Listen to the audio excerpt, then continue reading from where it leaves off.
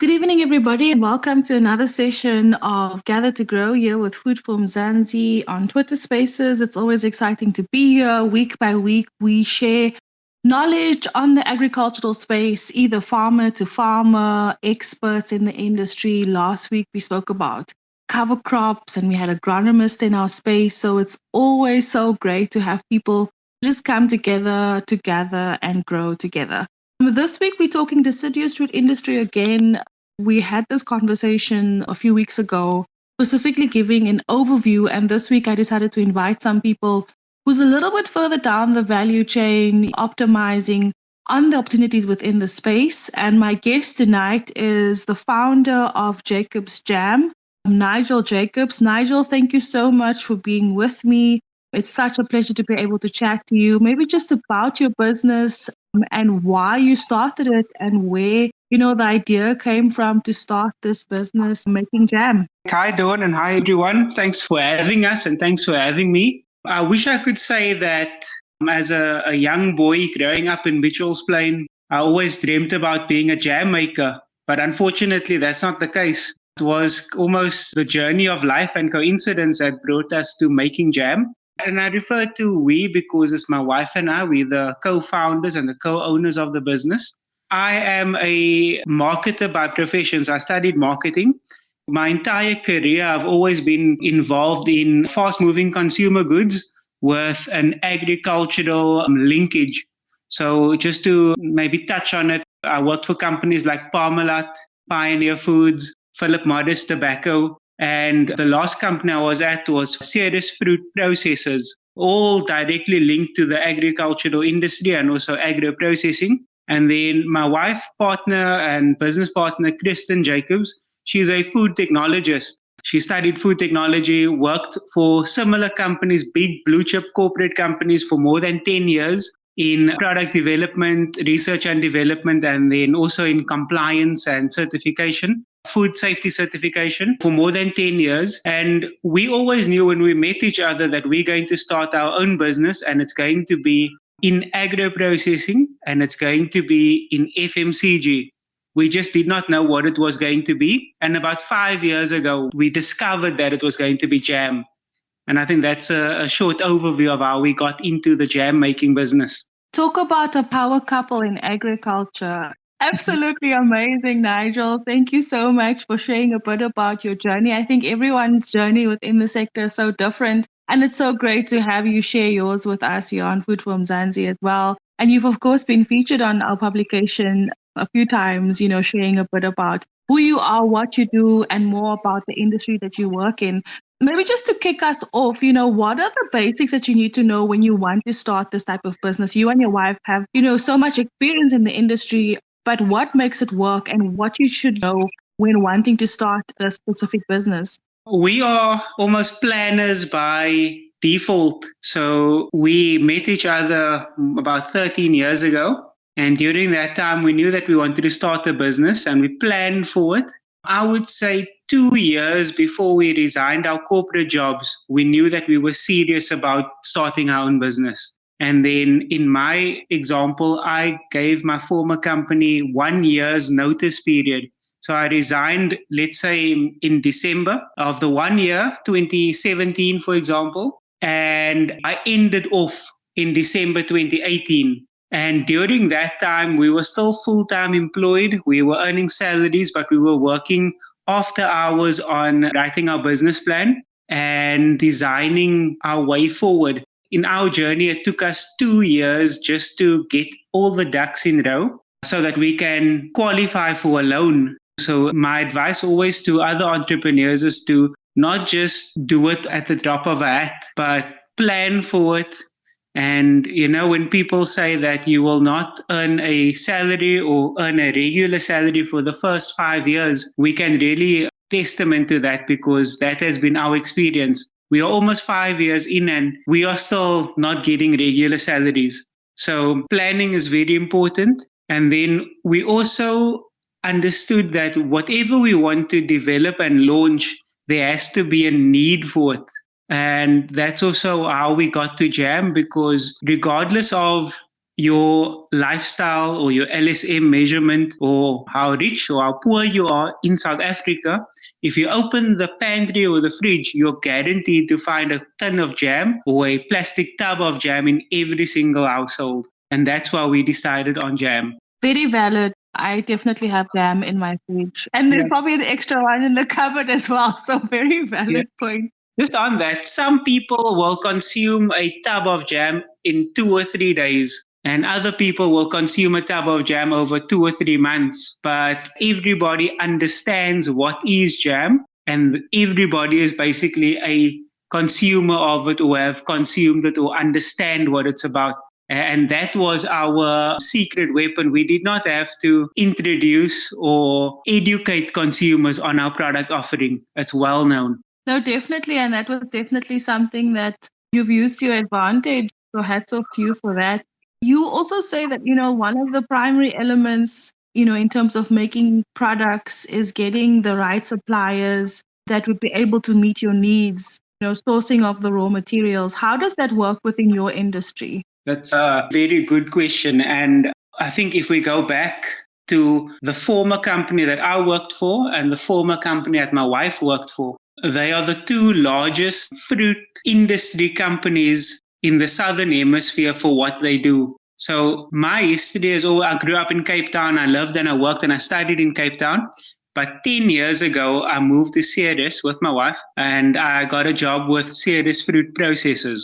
And I'm sure all of the farmers in the Western Cape that farm deciduous fruit know of Ceres Fruit Processors because probably around 70 to 80% of their juice grade fruit will be sent to that company. So I worked in that industry. I worked for that company for 5 years and built the networks with the structures within that cooperative company. And I was the marketer before. So I was basically selling their products. And 5 years ago, we started our jam company and I converted from the seller to a buyer. So now I'm a customer of these. And our source of raw material is so solid and so secure because we've got an abundance of deciduous fruit in the Western Cape. And our number one, our key raw material supplier is the largest processor of deciduous fruit in the Southern Hemisphere, you can actually say. And then on Kristen's side, she worked for Ceres Fruit Growers, which is the largest fruit pack house of its kind in the Southern Hemisphere also. And through that networks, we are able to source fresh fruit. So we've got processed fruit on the one side and fresh fruit on the other side. Very much, a case of where you made the right partnerships and connections before you started this business. Do you think that really set the scene for you to be able to grow as fast as you did? I know you still have some way to go, but how vital was that in terms of you succeeding with your business? That was almost critical. So when we applied for our business loan, on the one end, you needed to have your business plan, and then you needed to have offtake agreements from customers. But together with that, you need to have secure supply agreements with your suppliers. The banks would not give you a loan unless they know that you can source the raw material and that you can convert the raw material into a final product and that there's a market or a consumer base that will buy that product. So you can say if you had to break it up, it's equal parts security of raw material, knowledge and experience in converting that into something that's sellable, and then also the market that will buy it in the end. Another aspect that you've also highlighted is product storage. In agro-processing, the storage infrastructure you need is product specific. And you also say that this was an element of agro-processing that made you decide to process jam instead of any other product. And I think you made that very clear even in your opening remarks in terms of why you chose this specific commodity to process. What do you think is the important aspect when it comes to this? Sorry, your question is around storage. Product storage, yeah. Raw material or final product? I think you can highlight both. Remember, Kristen, my wife is a food technologist. So there's a lot of science behind our jam making process. We use a homemade approach, like how the auntie or the oma used to make it, but we upscaled it to an industrial level. And we can say that A large component of our fruit raw material is processed fruit in the form of aseptic puree, fruit puree and concentrates. So it's basically taking apricots that's been cooked up and concentrated 3 times higher. And the guys in the deciduous fruit industry, they would understand this. There's nothing added, there's no preservatives or colorants or flavorants. It's basically just the fruit that's been cooked up past a certain temperature that allows it to have an 18 or 36-month shelf life, ambient shelf life. So when it comes to storing fruit, we don't have a problem because Ceres Fruit Processors cooks the fruit up for us in one stage of production, and we purchase the fruit already, let's call it 30% cooked already, and then we cook it further. How that is also beneficial for our company is it takes out seasonality in making jam. So we can make apricot jam in winter when there's not even leaves on the trees. And if you work with fresh fruit, you have to either store the fruit for 12 months so that you can have continuous supply during the year, or you would have to cook up an entire crop of apricot, store the final product for 12 months so that you have continuous supply during the year. So how we do it is very scientific and very safe on storage and warehousing of raw material. And then another reason why we decided on jam is basically bulletproof when it comes to contamination. When we cook the jam, we also don't add any preservatives or any additives. And once it's cooked beyond a certain temperature, then it can last 18 months at ambient shelf life or storage at ambient shelf life. The sugar content is so high that nothing can really grow inside that product. So you don't have to store it in a fridge. You store it in a normal warehouse. And that was also very important for us because we have a lot of cost saving items in our value chain and our logistical distribution channel. We don't have to store fruit in cold rooms. We don't have to store final product in cold temperatures. That was part of the reason why we decided on jam because it's such a safe product to manufacture and then also store. You've really found something that works for you and an area that many farmers don't think about. What's down the line in terms of the agricultural value chain and not just focusing on primary agricultural production. Nigel, let's talk about biosecurity. You spoke very briefly now in terms of food safety issues, how that works within your space, but it is a very primary element when it comes to operating a food processing business. Do certain things impact you? What are some of the regulations? And what should people know from day one? I do see we have a request here from Ivor Price, who is Food for Mzansi's founder. Maybe I'll give him a chance to speak as well, and then you can answer and respond to both of our questions. Ivor, the floor is yours. Thanks, Dawn. I'm very excited to hear Nigel on Food from Mzansi Spaces. I rushed to the fridge to see my Jacob's jam and I took a picture of it and tweeted it. So thank you. I didn't know that you are from Ceres. It's so inspirational. I'm wondering if agro-processing was something you dreamt of when you were a kid. It's a bit of an uncommon dream for somebody from your neck of the woods. Thank you, Ivor. And I'm so blown away that you've got Jacob's jam in your fridge. And I'm a big fan of your work and I follow you. And in this attempt, I'm going to ask that you click like and follow us on our social media as well. I already did. Thanks, Ivor. Thank you so much. On Ivor's question on agro-processing, I grew up in Mitchell's Plain. It was the furthest thing to what I thought would be possible for me to do as an adult. All we knew growing up in Mitchell's Plain is you open the fridge and there's a carton of milk. You don't know how it was processed or how it was delivered. And, later on in my life, I started to realize how agro-processing comes into play. And my first job was an intern after qualifying. I was an intern at Parmalat. And on the internship program was a full value chain training. So you start out on the farm where they mechanically milk the cows. And then from there, you go on the road driving the tankers, not me personally, just on the road with the tanker driver. And then all the way through processing the milk and getting it into a carton. And then my mind was completely blown away and I never left the agro-processing space since then. And that was almost 15 years ago. Just to say that as a small child or a young boy, my dream was probably to be the next Benny McCarthy soccer player. But life has taken me down the agro-processing route, and I think I'm more grateful for that compared to anything else I could have done in my life. I hope that answers your question, Ivor. Yes, it does. Thank you for your support. So back to Dawn's question around bio items. Is that right, Dawn? Yeah, just around biosecurity and Okay. some of the primary elements when it comes to operating a food processing business, food safety requirements, everything Yeah. that you need to, have in place to be able to run your business. It's incredibly important. I cannot stress how important it is for a company that manufactures a food item to have traceability and confidence that the products that you're processing further is safe for human consumption. So in the deciduous fruit industry, we source most of our raw material from companies like Ceres Fruit Processors, and they source all of their raw materials from farmers that have global gap and other legislatively strict programs when it comes to farming the fruit and spraying and harvesting. So, on an annual basis, or even more than that, we request a certification from Ceres Fruit Processors, giving us the confidence that the raw material that we're about to make jam with is compliant and it's safe for human consumption. Then they take it further to their suppliers and their farmers how important it is to be compliant and how important it is to have all your certification in place and just to do the right thing and not spray the wrong product. Thanks, Nigel. We're so excited to have you here. And I think there are so many conversations that we can have even post this.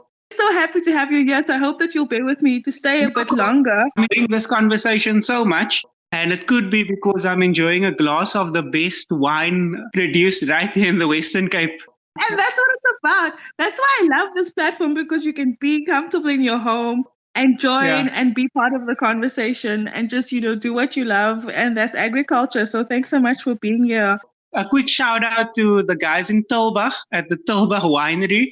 Their flipper nice wine is really flipper nice. So that is our go-to staple, and it's just up the road here from Ceres. So it's almost a stone's throw away from where we stay. Cobus Lawrence, co-founder of Food from Mzansi. You have the floor. What questions you have or comment to Nigel? Hi there, enjoying the conversation a lot. Since I've posted is Jacob's Jam, some of our colleagues have also looked in their fridges and found it there.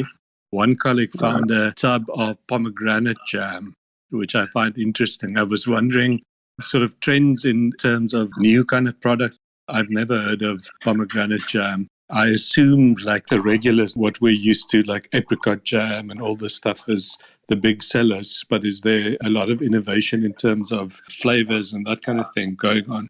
Hi, Cobus. Thank you for your question. So just a bit of background on pomegranate. We can confidently say, or I want to say with a relatively high level of confidence, that we are the first company to have jammed pomegranate in the world. It's never been done before. It's been done as a combination of fruit. It's been done as a portion or an additive to certain other fruits, but it's never been done on its own as 100% pomegranate component as fruit in jam. And it happened by accident. So Kristen was cooking apricot jam at the time. This is now almost 5 years ago. Before the factory, before the business, she was playing around with recipes. And the kitchen was all set up in a scientific way. And she ran out of apricot and she wanted to continue cooking. And we had pomegranate in the fridge. And she said that she's going to jam this pomegranate. And I wasn't very positive. I was actually quite negative, saying that it will never work. And then she proved me wrong, as she does on a daily basis. With that fortunate accident, we were able to develop the first pomegranate jam and then also commercially produce it in a factory and sell it. It's a world first for our company and for the Western Cape and for Ceres. And then all the pomegranate, the raw material that we get comes also from the Western Cape. So it's a big win for us. And then the second part of your question around flavor development, it is 100% correct that apricot is the highest volume seller in jam.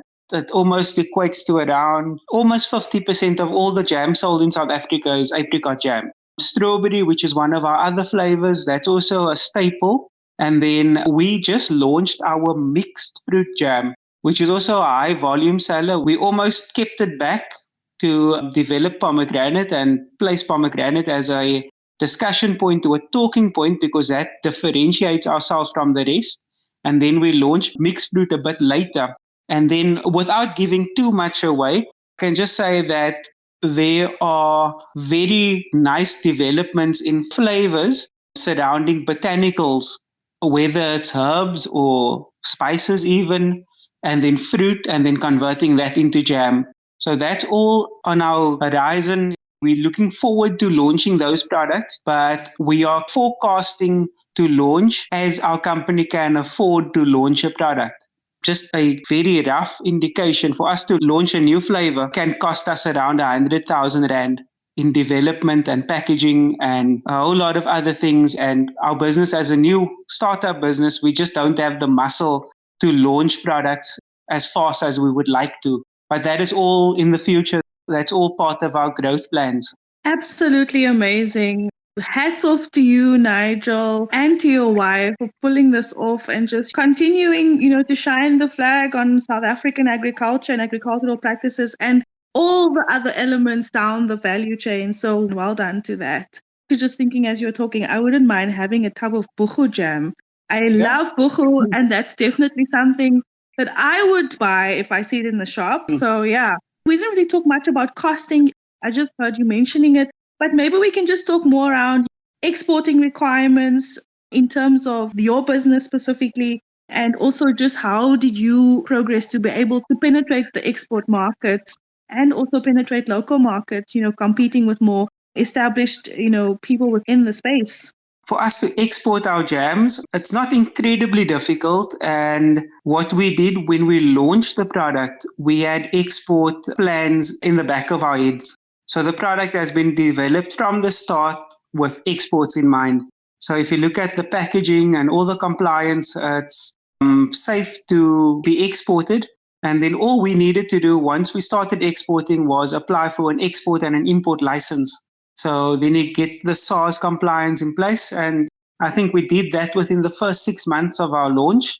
And we are exporting to Zambia currently. I must also mention that I'm sitting in Ceres, but we are represented in Ghana at the West Africa Food Expo taking place in Accra. And I think there's a whole couple of businesses from the Western Cape and from South Africa.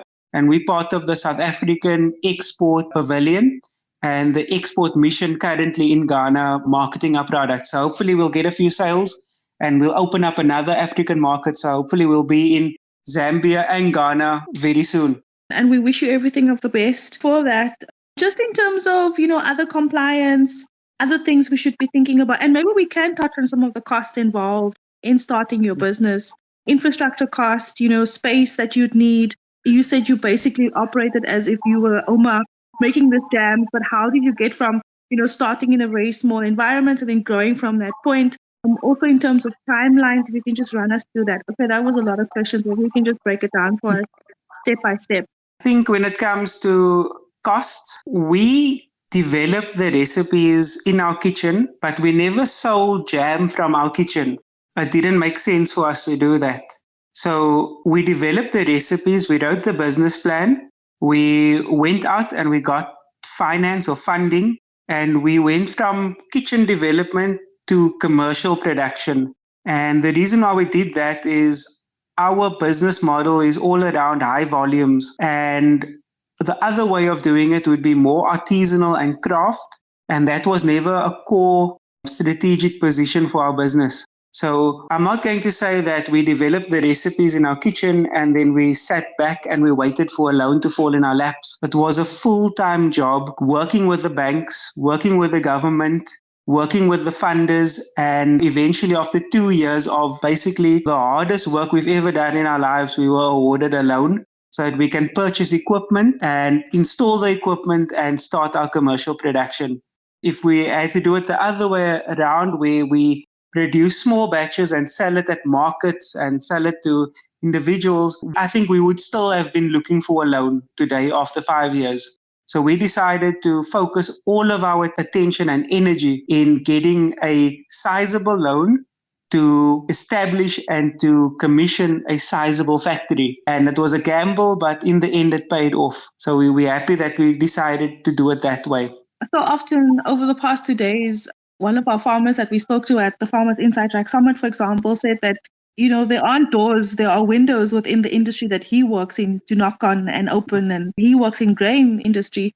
How difficult was it for you to, network and speak to people and talk about your model and your business and then have them say yes and no? And so we talk about the opportunities within the agro-processing space, but how was your lived experience over the past few years? If you can just talk us through the realities of it. It's not like you were in your kitchen and then boom, Jacob's Jam started exporting. I'd maybe just like to hear from it. And please don't romanticize it. We're not doing that here in this space. To the farmer that is very lucky that he actually has windows. We don't even have windows. We have to break through brick and mortar walls to do what we do. On the one end, you've got access to finance, which we thought was very difficult. And it took us years to succeed and to achieve finance and the funding to start our company. And we are 2 years in production. And the most difficult thing for us to get right is access to market. And I think every farmer and every agro-processor can attest to it or can agree to it, because in the South African environment, there are major monopolies and major corporations that basically dominate the retail environment. And the retailers are geared for that because it's easy, it's smooth, supply is continuous and constant, and there's no hiccups. But what that does is it limits the access to small business, because the platform, the infrastructure is just not geared to support small businesses.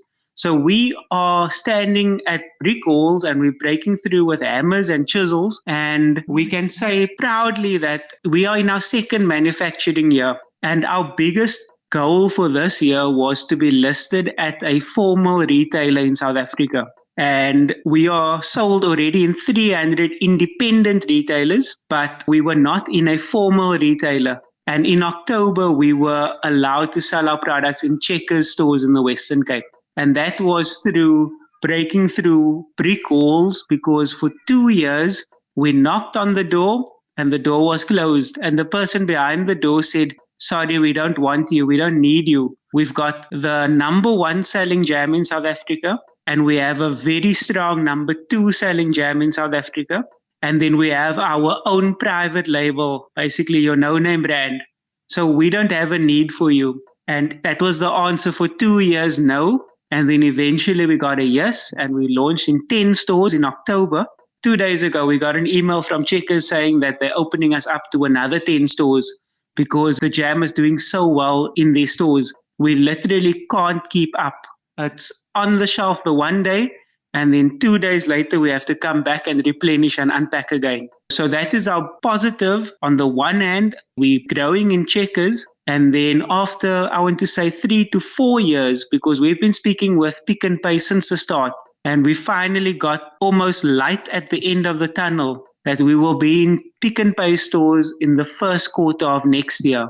And once again, there's no windows, there's no doors, everything is closed, and you have to basically break through it to be seen and be heard. Definitely. Halala Jacob's Jam. Halala. You guys are doing absolutely amazing. Thanks, Nigel. Sorry, Dawn, if I can just jump in. We can speak so confidently and so positively about our difficult and challenging experience because we love what we do. And the best thing about it is the product delivers. It's a good product to sell. It's not as if we are talking our jams up, but the product is not that good.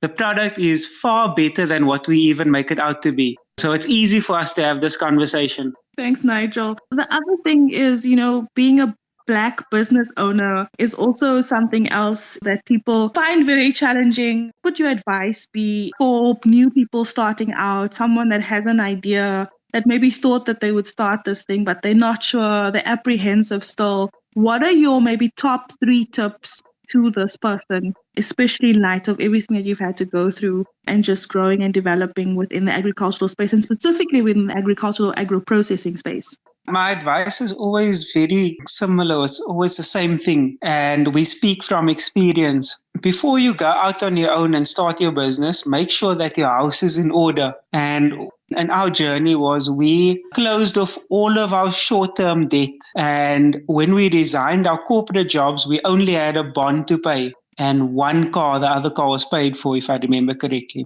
And credit cards and all those things that we get when we were younger, it was all closed off. So when we went out, we had to have savings, and we also cashed out our pensions. We basically went all in. We gambled on ourselves. So far, it looks like it's paying off after 5 years. And the best thing to know when you don't have a salary coming at the end of the month is that you don't have responsibilities to pay with your salary. You don't have a cell phone contact. You don't have a credit card. You don't have all those entities bugging you, and it distracts you from your main goal. So our advice to young entrepreneurs is before you go out on your own, make sure you have your house in order. And normally you cannot have your house in order 100%, but at least try to get it 70 or 80% in order. In that way, you can then focus on what you really want to do and what you want to achieve. But if you have too many loose ends that needs tying and you're out on your own, I think you will give it 6 months and then you'll say, thank you, this business for myself didn't work out. Entrepreneurship is not possible. And you go back into corporate, and it's happened to hundreds, maybe even thousands of people where they cannot survive with the limited oxygen that they have as an entrepreneur in the terms of finance. And that's always our advice to new entrepreneurs is make sure you've got enough oxygen in terms of cash, in terms of finance, in terms of savings to keep you going when there's nothing coming in at the end of the month. Sound advice. Thank you so much, Nigel. Maybe just last question in terms of your projections, growth within the next 10, 20 years. Where can we see Nigel Jacobs, Christian Jacobs, and Jacobs Jam Company within the next 10 to 20 years?